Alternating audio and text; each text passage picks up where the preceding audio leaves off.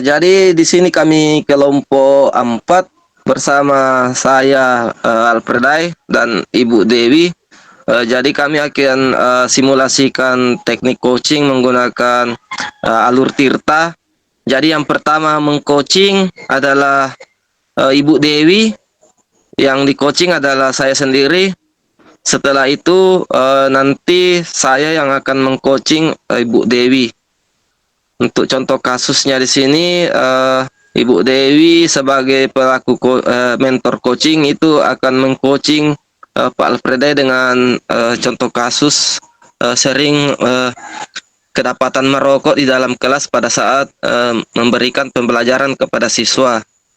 Sedangkan kasus kedua yaitu Pak Alfredi nanti akan mengcoaching Ibu Dewi tentang Ibu Dewi sering-sering terlambat ke sekolah. Jadi yang akan dimulai ini adalah Ibu Dewi kepada Pak Alfredai. Bisa dimulai, Ibu? Boleh. Halo Pak Alfredai, selamat sore. Terima kasih sudah meluangkan waktu untuk bertemu hari ini. Ya, saya ingin membahas kebiasaan Bapak yang selalu merokok dalam kelas. Bisakah Bapak menceritakan lebih lanjut tentang situasi ini? Ya Bu, jadi begini Bu, saya itu biasa merokok dalam kelas karena saya hanya merasa butuh mengurangi stres ketika melakukan pembelajaran kepada siswa, terutama saat ada banyak pekerjaan sambil saya melakukan pembelajaran. Saya mengerti Pak. Jadi masalah utamanya di sini Bapak perlu merokok untuk mengurangi stres. Apakah ada faktor lain yang mempengaruhi keputusan Bapak untuk merokok dalam kelas? Saya rasa kelas adalah tempat paling nyaman untuk merokok Bu, karena saya bisa tetap dekat dengan siswa tanpa meninggalkan siswa di dalam kelas, karena biasanya siswa itu membutuhkan saya ketika melakukan pembelajaran. Oke, terima kasih telah berbagi Pak Alfredai. Jadi, mari kita melihat situasi ini bersama. Bagaimana perasaan Bapak mengenai kebiasaan merokok dalam kelas, dan bagaimana hal ini mempengaruhi lingkungan Bapak, terutama belajar siswa dan rekan-rekan Bapak di sekolah. Saya merasa tidak enak saja Bu, karena saya tahu merokok itu tidak baik untuk siswa dan bisa memberikan contoh buruk kepada siswa. Tapi saya merasa sulit untuk berhenti merokok, Bu. Oh, baik Pak. Mari kita mencoba mencari solusi bersama. Apa yang bisa kita lakukan untuk mengatasi masalah Bapak? Misalnya, apakah Bapak bisa mencari cara lain untuk mengurangi stres? Atau mencari tempat lain yang bisa ditempati untuk merokok? Mungkin saya bisa mencoba relaksasi atau meditasi Bu, atau berada di tempat sendiri untuk mengurangi rasa stres ketika banyak pekerjaan, dan saya bisa mencari tempat merokok di luar kelas yang tidak mengganggu siswa dan tidak melihat dan tidak menampakkan pada siswa. Oh iya, itu adalah ide yang bagus Pak. Jadi rencananya Bapak adalah bagaimana mencoba teknik relaksasi atau meditasi untuk mengurangi stres dan mencari tempat untuk merokok di luar kelas. Nah, bagaimana jika kita mengevaluasi hasilnya minggu depan Pak? Apakah Bapak merasa nyaman dengan rencana ini? Iya, betul Bu. Saya merasa nyaman dengan rencana ini dan akan mencobanya dan siap mencobanya untuk Ibu. Oke, baik Pak. Jadi kita akan bertemu lagi minggu depan ya Pak, untuk melihat bagaimana hasilnya. Oke, terima kasih Pak Alfredai atas kerjasamanya. Bu.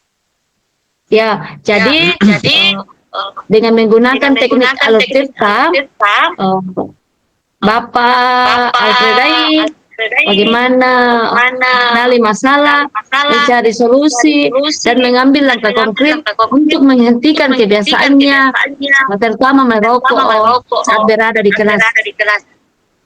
Begitu Pak ya? Iya Bu. Oke Pak.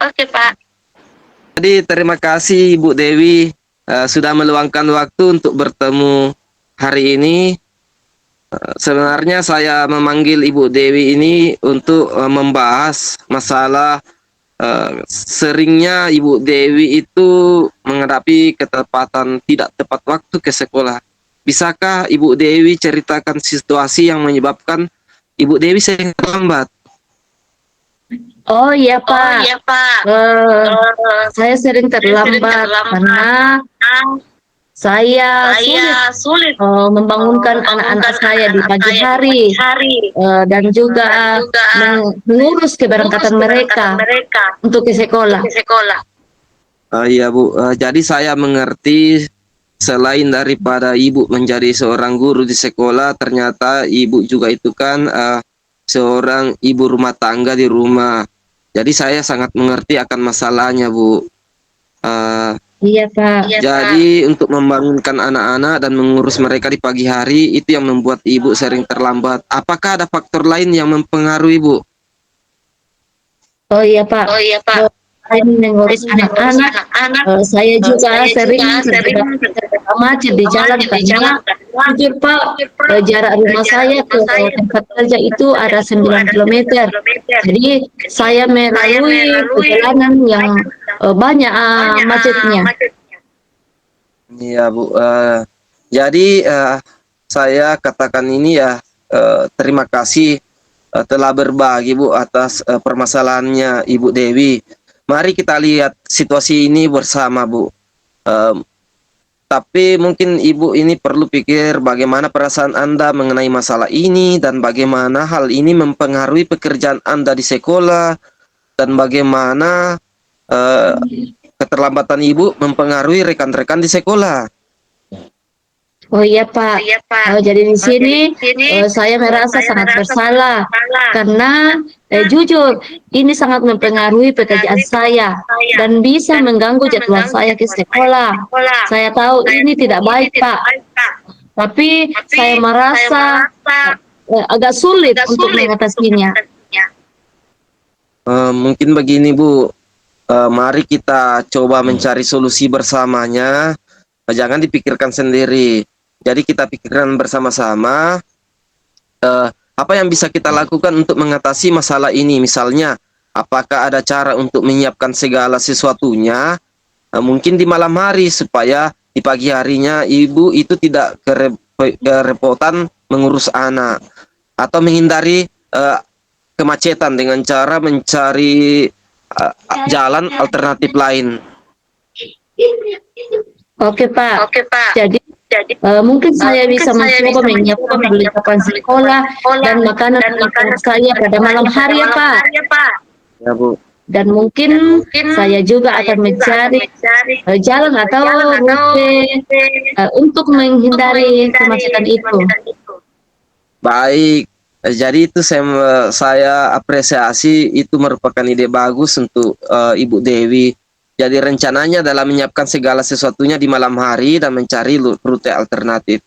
Bagaimana jika kita mengevaluasi hasilnya minggu depan? Apakah Anda merasa nyaman dengan rencana ini, Bu?